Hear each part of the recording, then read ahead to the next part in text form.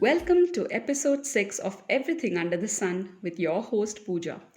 Today's topic is sensing energies. Throughout life, I have been fascinated by energy, not in terms of physics or mathematics, more so in terms of its existence around us and within us. Growing up as a Pisces kid, feeling and sensing the energy drama around me was second nature. Although it took me 33 years to understand what I was feeling and sensing. It was a superpower I didn't know I possessed. I really wished as a child someone had told me what it was and how I could cultivate it. Now, what do I mean here by energy? Have you ever walked into a room and felt that the energy was so tense? Or have you entered a church or a temple and instantly felt calm? You may have sometimes felt it, especially when you meet someone new, and you get a feeling that something about this person is a bit off, or you get uncomfortable around them immediately. Though externally, they're very sweet and kind and nothing looks or sounds wrong. This is your subconscious sensing the energy of the other person or the place you're in. When it comes to people, every person has an aura around him or her.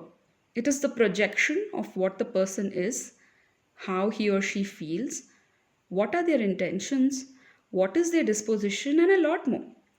So, when you're getting those vibes from them, you are subconsciously measuring their frequency. If the frequency matches yours, you are immediately drawn to each other and you may turn into very good friends. If the frequencies do not match, you feel uncomfortable and you want to avoid that person. There has been a development in a type of photography that can even capture these auras. It's called aura imaging, and research is on the way to study and understand how energy sheets work. The aura images can show different energies as different colors. Isn't that quite interesting? Now, do all of us possess the superpower of sensing these energies? Absolutely, yes. Only if you're willing to be open and put in the effort to develop it.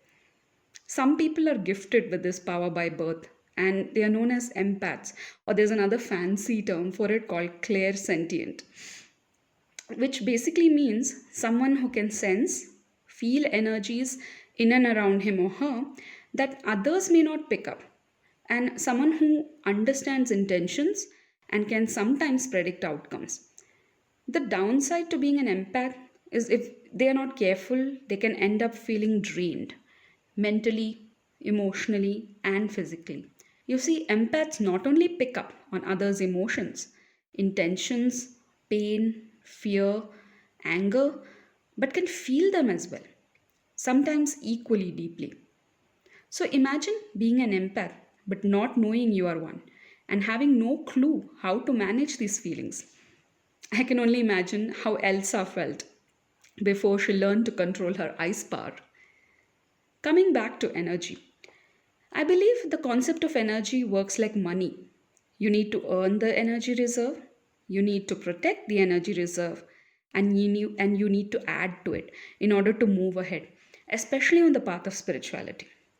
Learning to use and cultivate this sense of energy play, which is happening around us always, is the key. The other type of people I want to mention here are the energy vampires. People who are ready to sap your energy the moment you let your guard down. And all of us have experienced this at least once. They don't have fangs or wear a cape like Dracula. Now, wouldn't that be awesome? But you can still recognize them. I bet you have met someone, and every time you meet this person, leaves you feeling drained, sad, and tired for no apparent reason. Most of them don't do it on purpose, but they can suck all the good feeling vibes out of you like a dementor from Azkaban. The most compelling reason I feel is jealousy and insecurity. And then there are blessed souls who are ready to donate their energy in times of need. When you meet such people, you go away feeling uplifted and positive in life. It is enough if we become aware of the different types of people out there and how these subtle energies can play out on our psyche and physical body. Energy work has been under the shadows of religion and spirituality for a long time, And mainly it's because this is not something that can be seen, but something to be felt. We are so sure, aren't we, of what we see, and only believe in what we see that we forget what we see is the biggest Maya of all. This lack of awareness makes us vulnerable to people who may not have good intentions or are con artists posing as spiritual gurus. I really like this quote I found on Pinterest. Your energy introduces you even before you speak. This quote sums it all up. Most of us get the sense of a person within few minutes of meeting them. But since they are sweet and nice to us and we cannot justify the vibes with logic, we choose to ignore the vibes, only to be proven wrong few weeks or months down the line.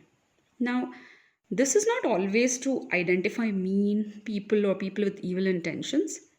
This can be used to save us from the type of people who waste your energy, the pity party kinds, the always complaining kinds, and anyone who doesn't match your higher purpose in life. You can screen them and decide whom to allow within your circle without making anyone uncomfortable or insult someone unknowingly. Learn to trust your instincts and your gut. Your body is always sensing and it's always right. Genuine empaths are often branded as emotional and taught to ignore the energy play. I grappled with this part of my existence for a long time, thinking I was a moody person and that I had mood swings. Much later in life, I learned what it actually was. And since then, I have experimented with this energy play in my own small ways, and I have been astounded by the results. I have used various tools to help me cope with negative people because you can't always stay away from such energy vampires. They may be your colleagues, neighbors, friends, and even family. I have used crystals, mantra shields, aromatherapy, and a lot more. And I will share all these in the episodes to come.